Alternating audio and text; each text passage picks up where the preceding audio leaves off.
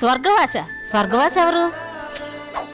Hello అమ్మా కోడలి పిల్ల, నేనమ్మా మీ మావయ్య గారిని స్వర్గం నుంచి మాట్లాడుతున్నాను. మావయ్య గారు ఏంటి స్వర్గం నుంచి మాట్లాడుతున్నారా? అక్కడ ఫోన్ ఫెసిలిటీ కూడా ఉందా? ఈ మధ్య జియోవాడు ఒక టవర్ వేశాడమ్మా. స్వర్గంలో అత్తయ్య గారిని కలిసారా మావయ్య గారు? అత్తకు మించిన అందగత్తెలు ఉన్నారమ్మా. ఇప్పుడు అత్త ఎందుకమ్మా?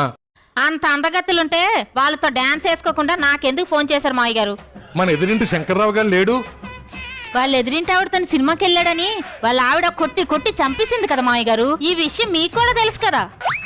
వాడు నా దగ్గర ₹1,00,000 అప్పుగా తీసుకున్నాడమ్మా. డబ్బులైతే ఇచ్చేసాలే, కానీ వాడు రాసిచ్చిన ప్రామిసరీ నోటు నేనివ్వడం మర్చిపోయాను. అది కావాలని ఇక్కడ నన్ను తినేస్తున్నాడమ్మా. అమ్మా పరుపు కింద ఉందేమో చూడమ్మా. ఉంది మావయ్య గారు. కొంపదీసి ఆ నోటు మీకు ఇవ్వడానికి నన్ను గాని మీ అబ్బాయిని గాని చచ్చిపోమంటారా ఏంటి?